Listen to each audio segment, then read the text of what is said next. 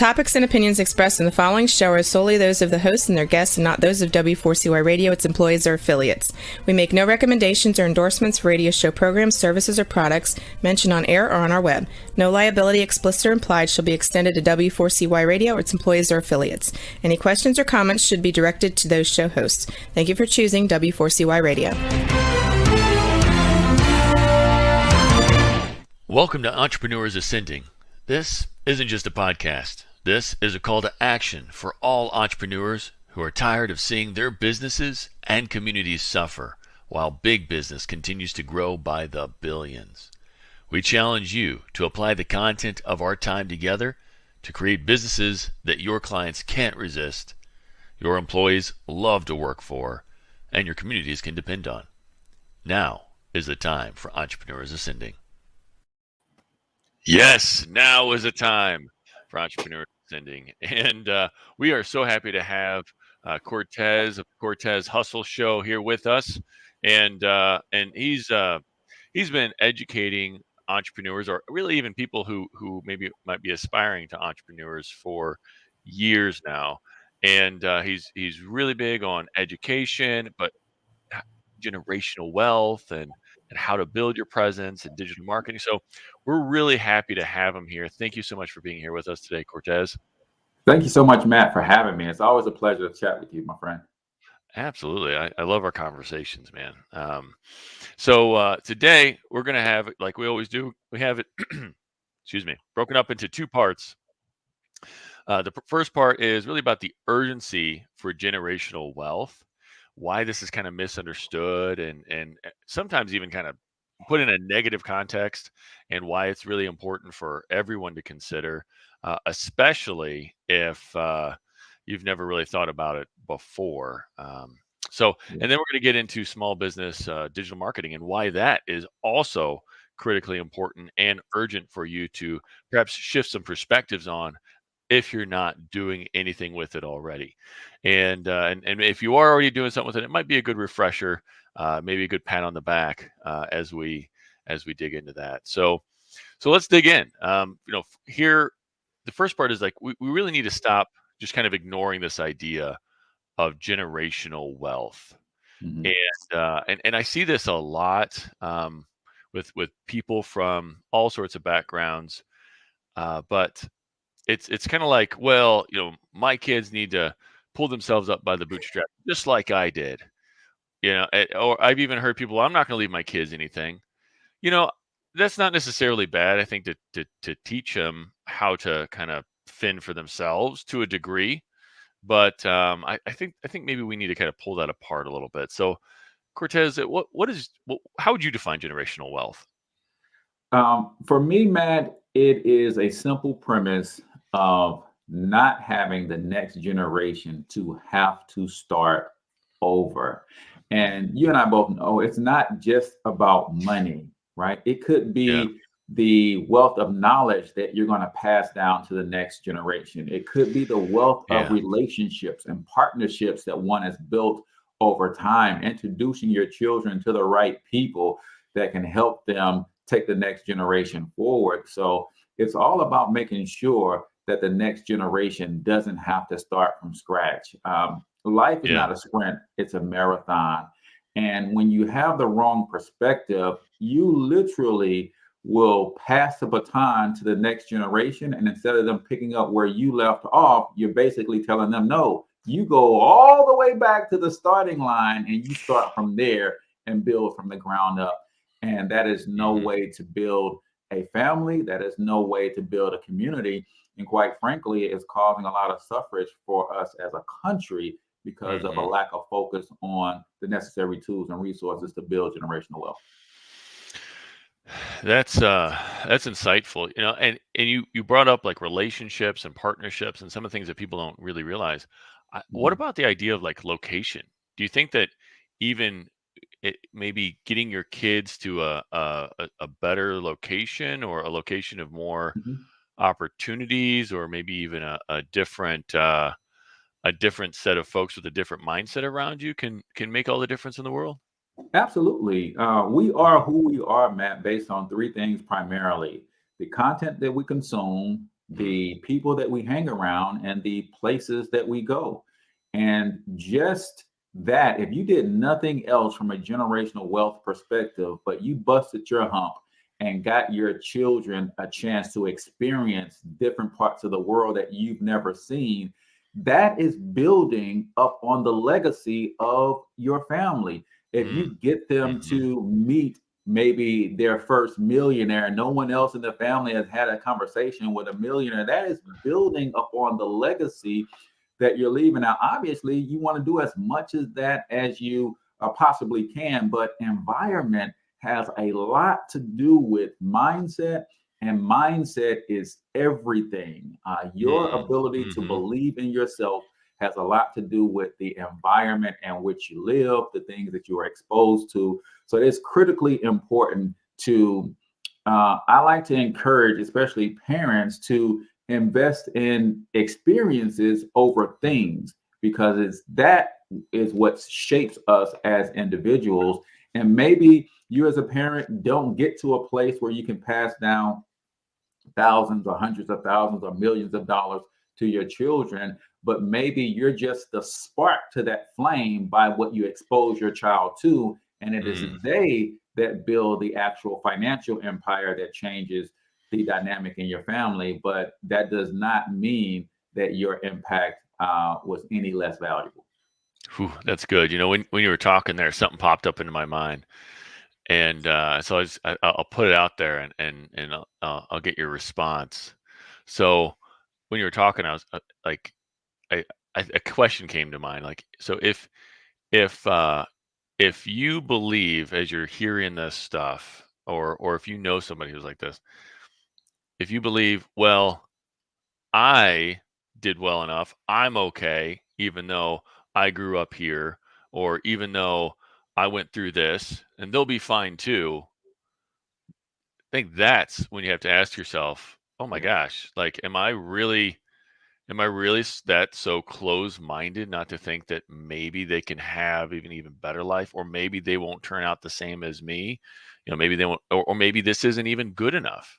Like, maybe there could be more. So I love that idea of like experiences and going out there and seeing other things, because that's how perspectives change, and that's Yeah. how your world changes. So yeah, what do you think about like asking yourself kind of that question if you find yourself kind of having those thoughts? I think it is deep, because there's good, better, best at everything. Yeah. And a lot of times we fall into that place where we compare ourselves to those around us. And here's the struggle, Matt, that sometimes the comparison that we're making in the day and time that we live in, sometimes it's a comparison to mediocrity, right? Mm, We have gotten to a place mhm. in our country where mediocrity is celebrated way too much, and everybody has gotten to a place of complacency. So sometimes we look at Yeah. ourselves, if you're middle class, upper middle class, sometimes you'll see yourself as head and shoulders above everyone else. And that's fine if everyone else is at least average. But if you're head and shoulders above people who are below average, what does that make you? It just makes you Mhm. average, right? So I think having the right perspective. I remember listening to Dr. George Fraser. I had him interviewed on my show, and he talked about the power of education, right? He Yeah. says, my level of education, where I live, determines my education, right? Hmm. Where I go to Okay. school. And Yeah. where I go to school determines where I go to college. And a lot of times, where I go to college determines my lifelong earning potential.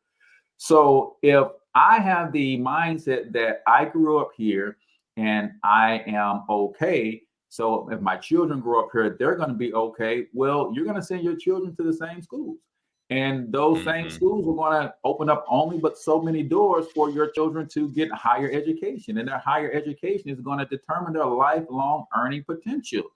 But Yeah. when you do not elevate or try to ascend, so that maybe my generation came up in a school district that was unaccredited, And that's fine. So I knew I had to get my children into a better school district where they can have a better chance to go into better colleges, which allow them to create better opportunities for lifelong earning potential. And there's a natural ascension when you have that mindset, but you cannot continue to think that what was good for me coming up in the 70s and 80s would be equally as good for my children, because the world has changed dramatically, and you've got to continue to move the needle forward if you want the next generation to have better opportunities.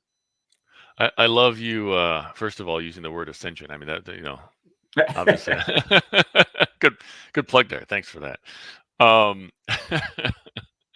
so I definitely see where you're saying, getting people into a better environment, better location, giving them those opportunities for better education is critical for that forward movement for the family, for the legacy.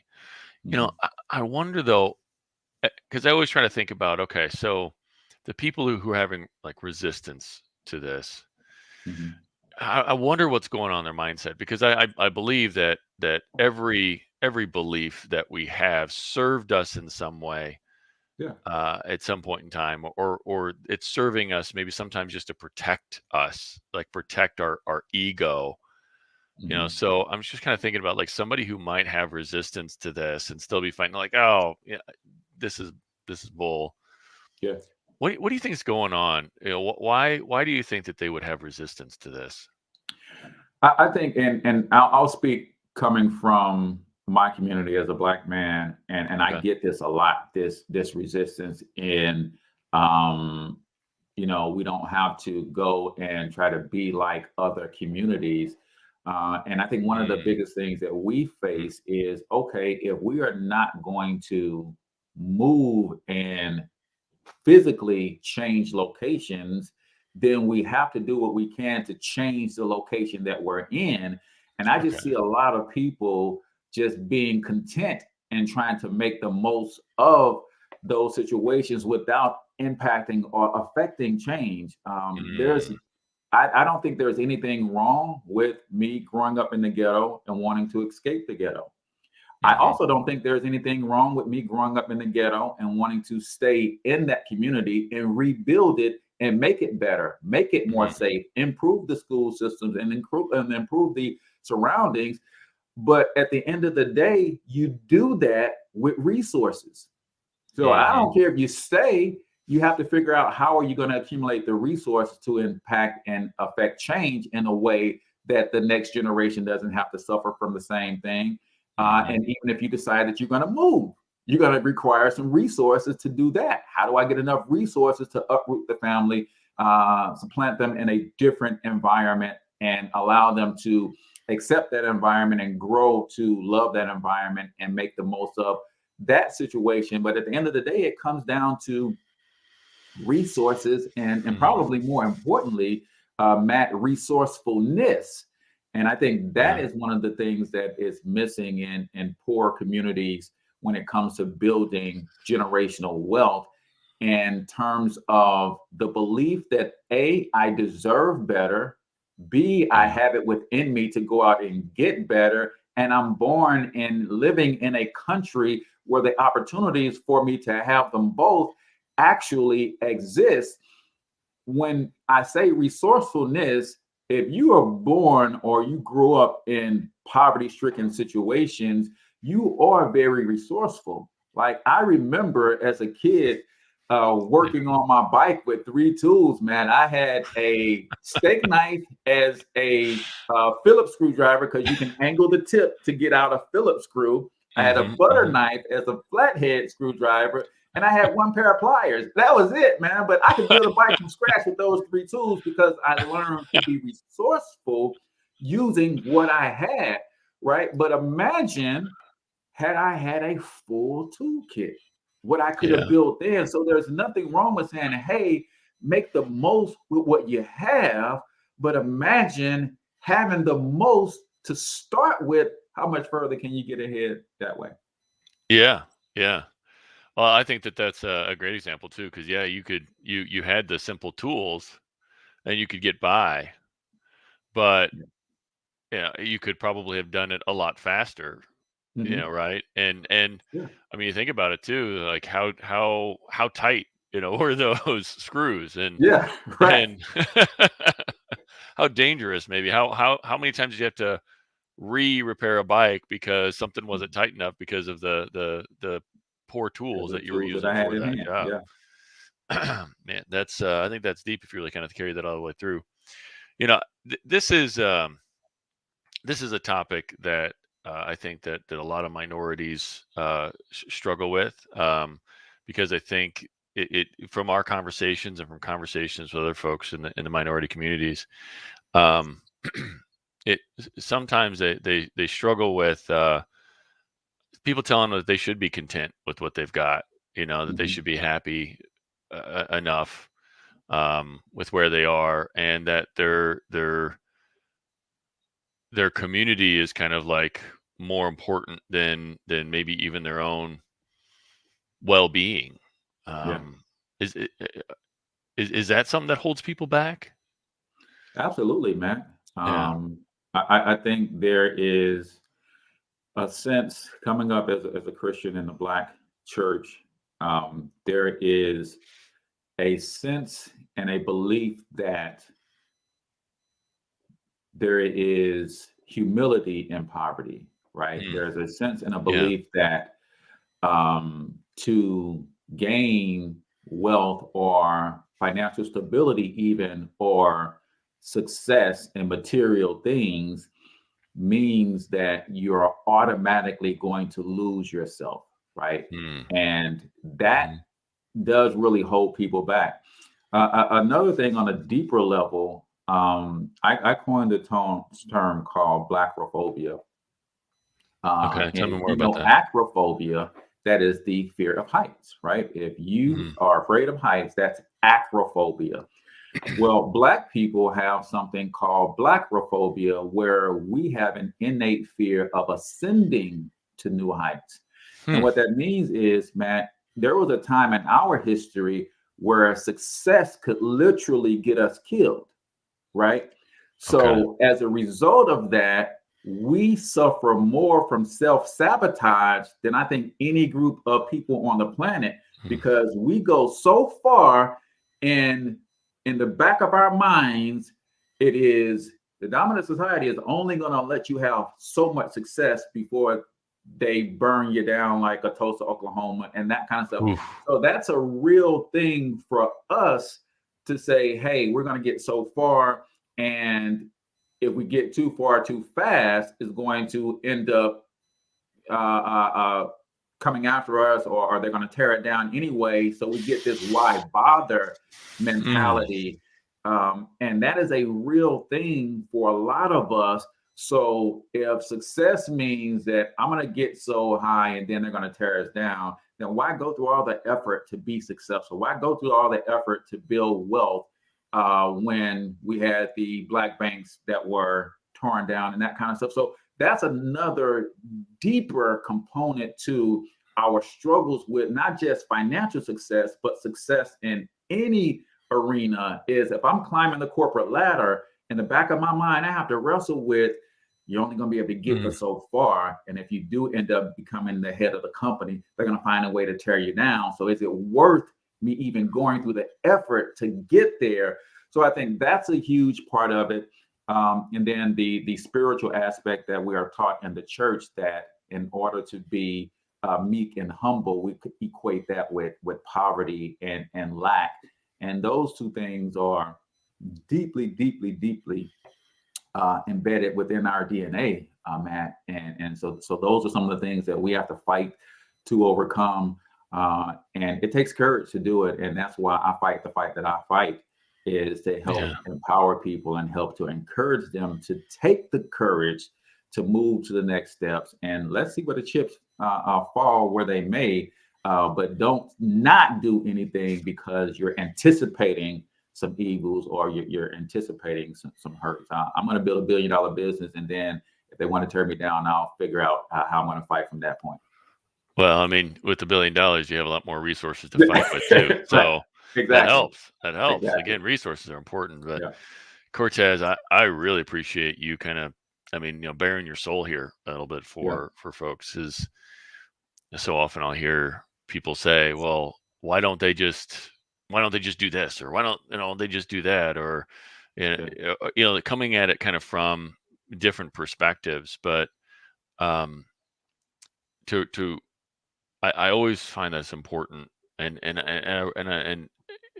I know that my perspective is just from my life experiences, Mhm. and those experiences that you're sharing, that people deal with, that they hear people saying, even in the churches that they go to, and so deeply in the faith of like, well, money's evil, and Mhm. Yeah. poverty is what you should seek, and really just having that kind of beaten into people's heads, or just that deep program. Because one thing that people I don't think realize, and I don't think I can say it enough, I probably say it almost every episode, but what you witness and experience up Mhm. to about age 7 really becomes your reality. Now, some Yeah. people, a smaller few, have a different temperament, and they'll Mhm. use some of that stuff as a fire for competition, or I'm not going to do it this way because, I mean, that maybe genetics, or maybe there was some sort of experience that taught them that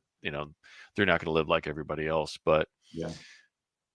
But I think it's important to consider the larger percentage of the population, and how do we Mhm. equip them. Yeah.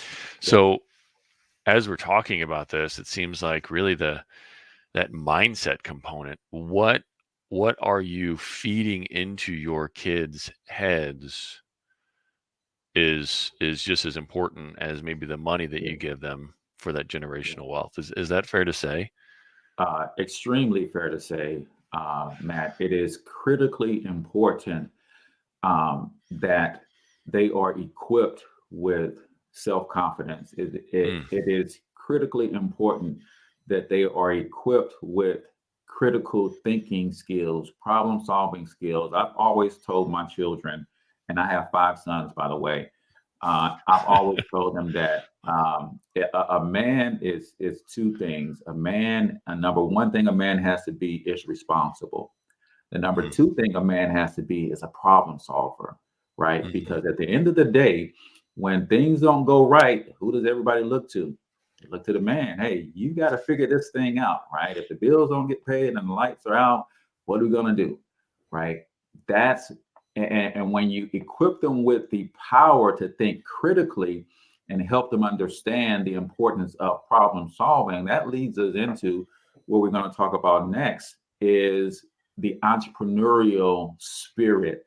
I yeah. believe, Matt, that the key to overcoming poverty and this economy and the way that America is set up is through entrepreneurship.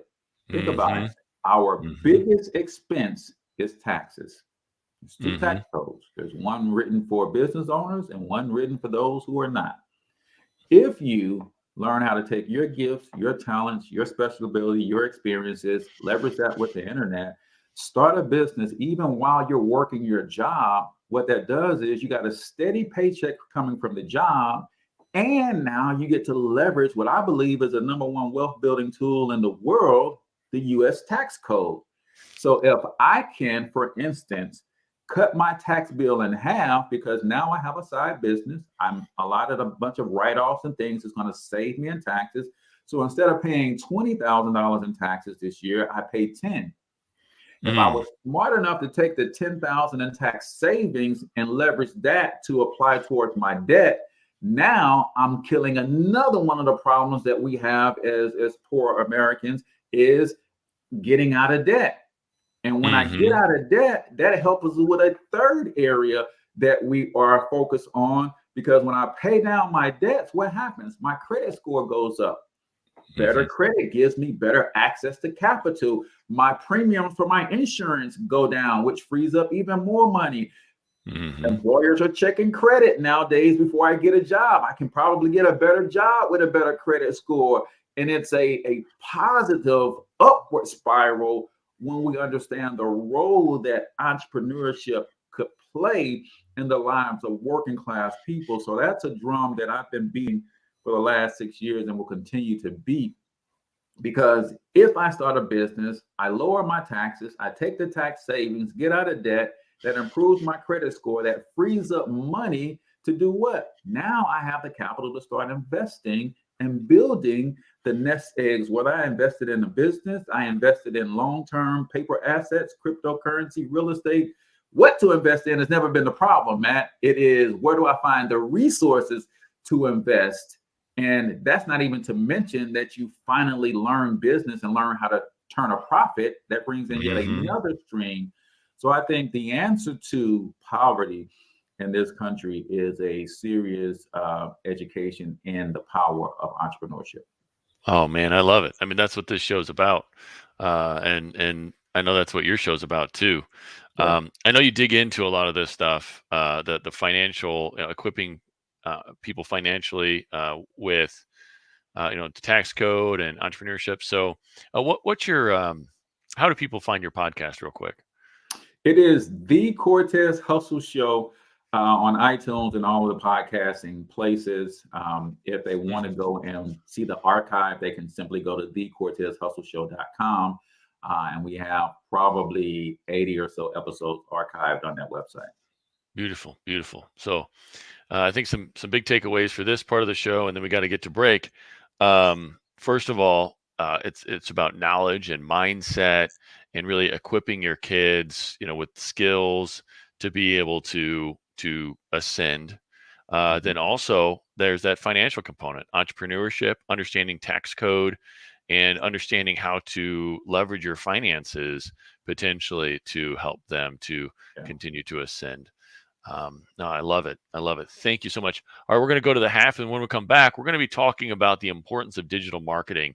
And don't turn it off. If you even think that you know digital marketing, or maybe there's some mystery there, or maybe you dismiss digital marketing, like, I don't need that.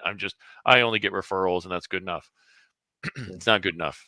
And we're going to talk about why coming up. Jason, please hit us with the commercial.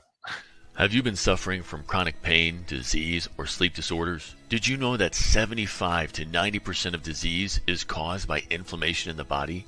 The sad truth is, most doctors just treat symptoms rather than finding and fixing root causes of inflammation. If you want to fix your health problems, then finding and fixing the cause of the inflammation is a must. It's time to demand this for your health care and start living life to its fullest again. Book a discovery appointment with the Functional Health Team founder, Dr. Flora, to get your answers ASAP at www.functionalhealthteam.com. Oh, he's back. He's back. Sorry. Oh, I'm glad you're back. All right. I thought maybe you just, Matt's got this. I don't. I don't. All right. So part two, as we continue with the show today, is about digital marketing, and even like why an online presence is important. And Cortez does a lot with digital marketing as well, because if you don't have, really digital marketing is a key way to get revenue in your business. If you don't have revenue coming in, it's hard to have even a profit, right? You can't have a profit off of nothing. So it's critical important for that revenue system. So Cortez, why is like an online presence so important these days? The reason it's so important, Matt, is because today the customer journey starts online. Even if someone is referring your business, and you made up the great point before we went to break, that a lot of companies are still dealing with referrals. Even when someone refers someone to me, I still go out on Google and I look at the reviews. The customer journey starts online. Yes, word of mouth is the most powerful form. We know that 70% or so of people who do business with a company through referrals, that's a great place to start, because they more likely will take action if a friend referred them. But still today, the customer journey starts online. And there's a misperception that if your company is not online, then it must not be legit. So now Yeah. I don't know if I can trust you, even if I were referred from a friend. So I think that's the biggest and the most important reason to establish your online presence is because most people are starting that customer journey online. Yeah. Yeah. And I think the idea of even social media and how people kind of like don't have anything on their Facebook page, or like Mhm. you might have a website, but sometimes it's hard to tell if a business is still like even active with the website. So Yeah. oftentimes I'll go and look at their social media pages, Mhm. Instagram or Facebook, or are they doing anything on LinkedIn, or just kind of see Yeah. if like they're still active, or if I want to see like pictures of what's going on, or their Google My Mhm. Business, or look at the Yeah. reviews. Yeah, so I see a lot of folks, and even in the construction realms, home services, where it's the quality of your work comes through in pictures, Mhm. and Mhm. people want to see it. And I tell everybody, seeing is believing, Yeah. right? Yeah. So what do you feel like, so this online presence, where do you feel it's important to be present online? Because the internet's a pretty vast place. Yeah. So, It is. It is. And I would say, and to your point with social media and those sorts of things, um, not only is it important to be there, but we have so much of an ability to tell our story mm, on the internet. And I'm not a big fan of reality TV, Matt. But what mhm, reality TV has done to America, it makes people want to get behind the scenes. So people mhm, literally want to know the people behind the brand. And you mhm, can do that on social and control your own narrative. So I would say the primary place that people need to be, and so many entrepreneurs are missing this, Google My Business. mm, It is the mhm, primary place that people need to be. And then I would say, secondarily, of course, this is after your website, right? You got your website, you got your Google My Business presence optimized, and then you would pick the social media platform that allows you to be the most consistent, that allows you to communicate in the most effective form of communication for you, mm, and allows you to have the most fun, because when you're having fun, it's easy to be consistent. So, for instance, mm, my primary method of communication is via video. So mhm, I dominate on platforms where video is well received. I don't dominate on a platform like a Pinterest, because Pinterest is not about video. Man, I couldn't tell a story with a picture to save my life, right?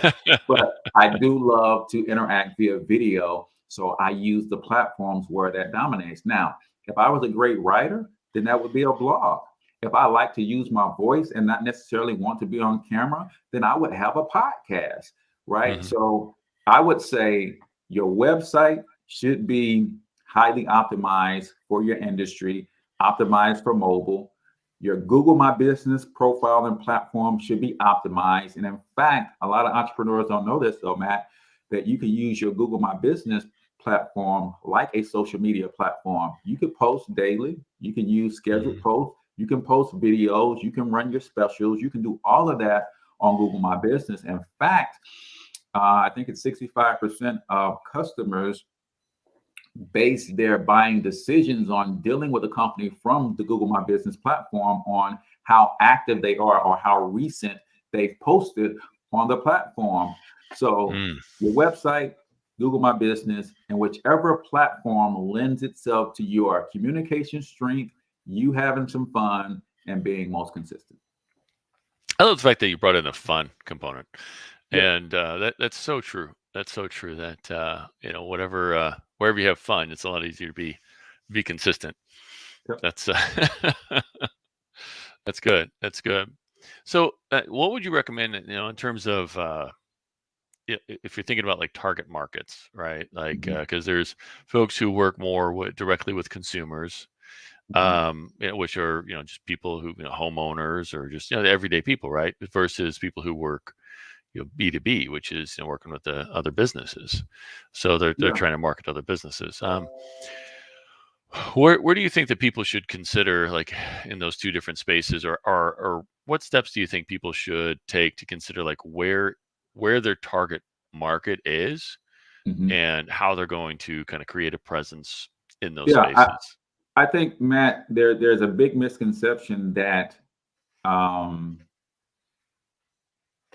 the target audience only lives on a certain platform. When you think about all of these platforms, they have tens of millions of individuals on them, right? So every platform has every target audience on it.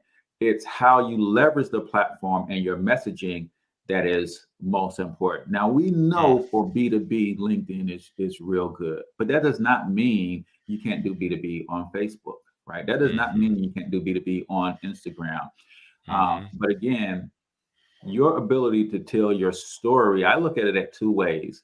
I can either go after my target audience, or I can bring my target audience to me. Now, I like more of the latter. So for instance, if I am in the B2B space, I just launched the Black Biz Success Show because I have the Black Biz Success app, which is a software platform designed for Black entrepreneurs to build out this presence, right?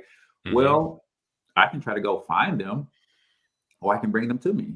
Well, I created a show, which is long form content that's drawing them to me with free information, resources, and interviews with top industry leaders in respective spaces that they want to hear from and learn from. So I'm bringing them to me using long form content.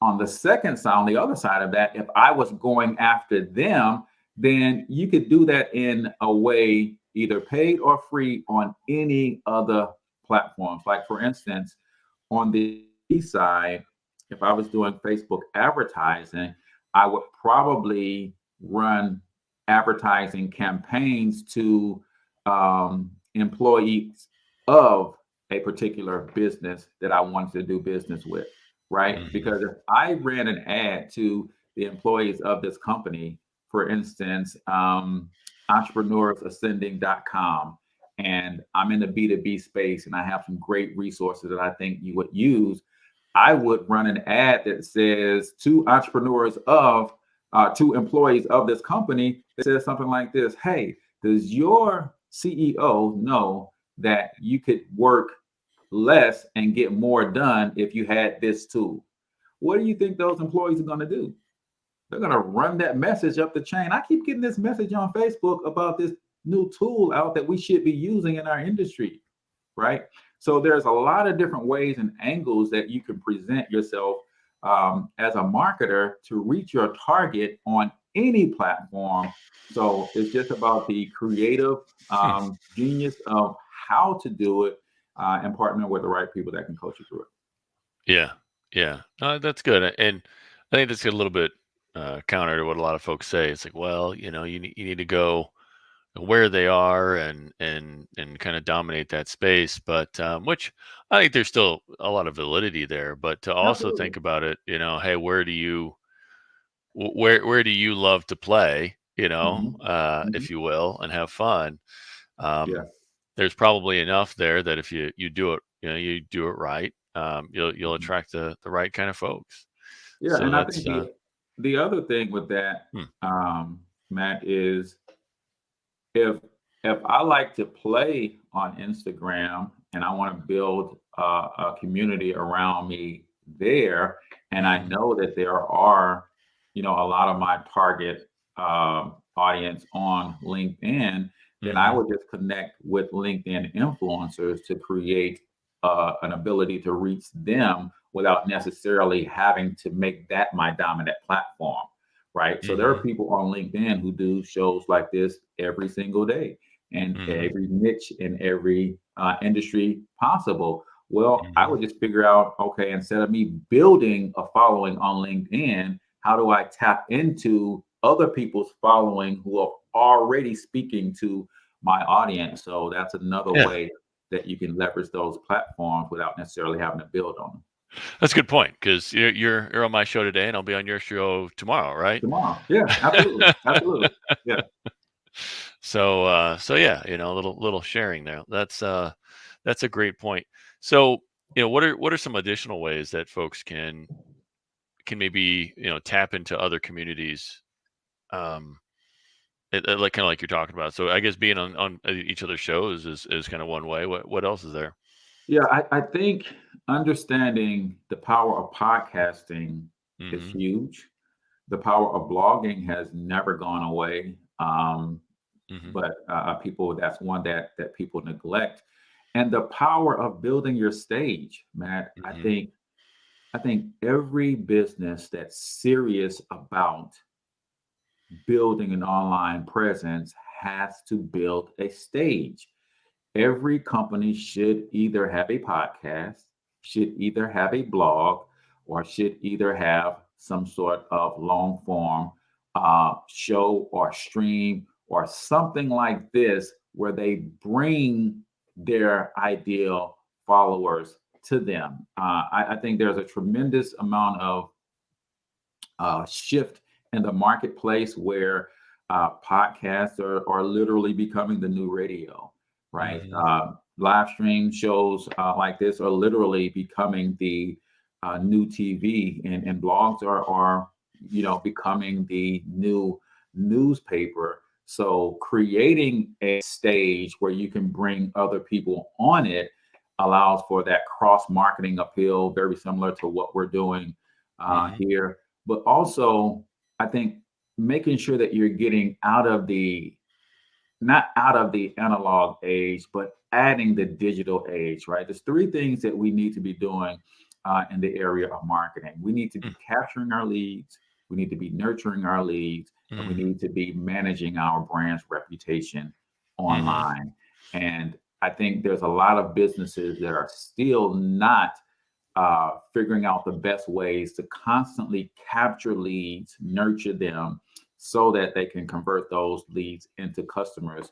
And you do that with landing pages. You do that because we're in the age of giving first, right? So you do that Yeah. by giving value first in exchange for a name, email address, phone number, an appointment on your calendar, or whatever. Capture the lead, then nurture the lead. What are the conversations and the messaging that's going out to these folks, mostly on autopilot in a lot of cases, that continues to sell them on why your brand is worthy of partnering with, and then managing that reputation online, making a concerted effort to get the Google reviews, and making sure that all of your data across all of the social platforms is accurate and paints the exact picture of your brand that you want to have painted. Mm, that's good. That's good. So, let's. We've got just a few more minutes before we start. You just close out here, but what are some principles? Because I think that capturing the lead online. What are some core principles that people need to consider when doing that? Because I think that's kind of like a misunderstanding. Like I see too much branding going on as opposed to really Mhm. trying to, capture the attention of the lead information in a way that you can nurture that. So tell me more Yeah, about what is capturing a lead, and how do how do you do that? yeah. I think the best way in order to prove that you can help someone is to actually help them. What do I mean? Mm, If I'm saying that I can solve your problem when it comes to digital marketing, then I'm going to solve it for you first before mhm, I even ask you to buy anything from me. So it's the whole lead with value approach. And the only thing that I'm asking for in exchange is your email address for you to get this value that I want to present to yeah. you. And it is literally something that you can use and deploy in your business. I see a lot of lead generation strategies that don't provide any legitimate value that could be Mm, used. I want to give you something so valuable that it's going to put money in your pocket.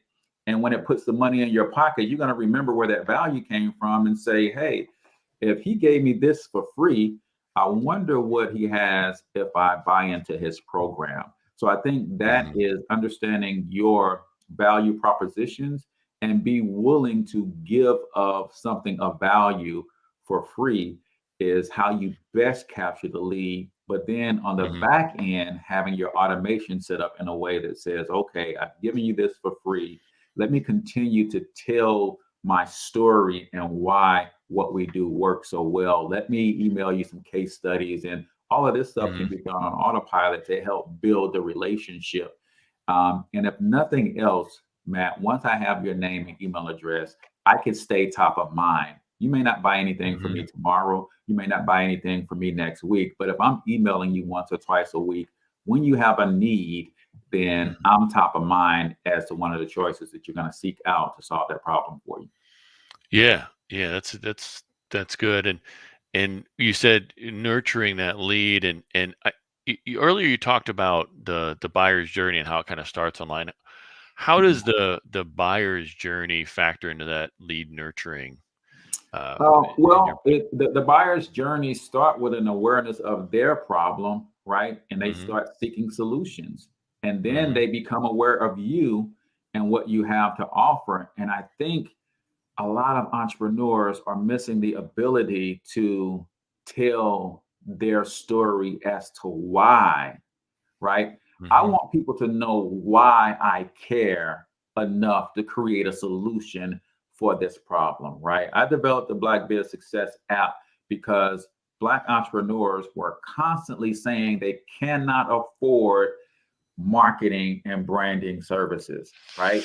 So if you can't afford to market, you can't bring in any customers, you can't bring customers, you can't bring revenue. And to your point, no revenue, no profits. So we got to figure out how to solve them. Why do I want to solve this problem? Because a lot of the other problems in our community come from our lack of economic empowerment. Well, it's not just the what is this product and what can it do.